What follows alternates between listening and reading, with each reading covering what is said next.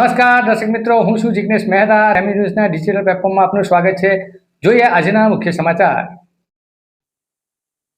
બારડોલી નગરમાં મહિલાઓની હાજરીમાં જ લઘુમતી કોમના કપડાં વેચાણ કરતા લારી ધારકો દ્વારા અભદ્ર ભાષાનો ઉપયોગ કરવામાં આવ્યો હોવાનો આક્ષેપ સામે આવ્યા બાદ મામલો ગરમાયો.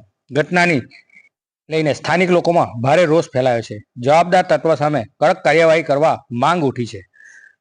બારડોલી નગરના સ્વામિનારાયણ મંદિર પાસે વ્યસ્ત વિસ્તારમાં કપડાના વેચાણ કરતી કેટલીક લારીઓ પાસે મહિલાઓ કપડાની ખરીદી કરવા પહોંચી હતી. તે દરમિયાન લારી ચલાવતા કેટલાક લોકો મહિલાઓ સાથે અશોભનીય અને અભદ્ર શબ્દો ઉચ્ચાર્યા હોવાનો આક્ષેપ કરવામાં આવ્યો છે.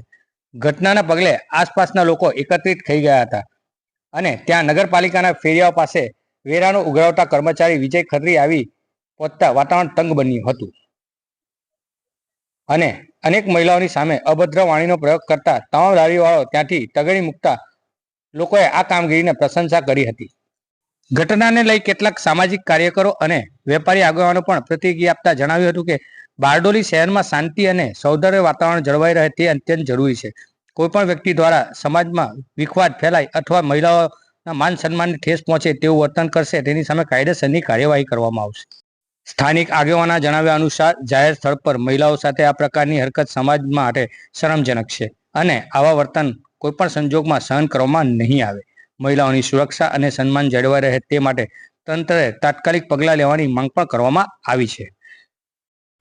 રાજુભાઈ વાઘ હિન્દુ સંગઠનમાંથી આવું છું અને બારડોલી નગરના અંદર દિન પ્રતિદિન હિન્દુ મંદિરોના આજુબાજુ ચોક્કસપણે સુનિયોજિત એક લવ જિહાદના ભાગરૂપે કહો કે બીજી રીતે કહો, એ લોકો આજકાલ ખૂબ મંદિરના આજુબાજુ આવીને લારીઓ લગાડે છે અને ગેરકાયદેસર રીતે લારીઓ લગાડે છે. અને જ્યારે આપણી હિન્દુ છોકરીઓ કે દીકરીઓ જ્યારે કંઈક વસ્તુ ખરીદવા આવે છે તે એમના હિન્દી ભાષીઓમાં એ લોકો હિન્દી ટોનના અંદર અશ્લીલ શબ્દોનો ઉપયોગ કરે છે. ત્યાર પછી મંદિરની આજુબાજુની જે લારીઓ છે એ લોકો રાત્રે બપોરના લંચના સમયે પણ એ લોકો નોનવેજ ખાય છે. અને મારે તો નવા નિમાયેલા અમારા ખાસ એવા હિન્દુવાદી બહેન જ છે, અમારા પ્રમુખશ્રી અને નવા મહિલા પ્રમુખ. મને એવું લાગે છે કે ચોક્કસપણે આ વસ્તુ ધ્યાનમાં લેશે તો આ લોકોની લારીઓ તાત્કાલિક અસરે અહીંયાથી ખાલી કરાવડાવશે.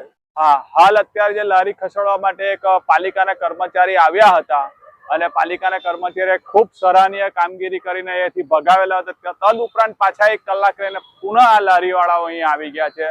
તો જે પણ ભાઈ કામ કરી ગયા છે સરકારી કર્મચારી તરીકે એમને અભિનંદન મોકલીએ છીએ.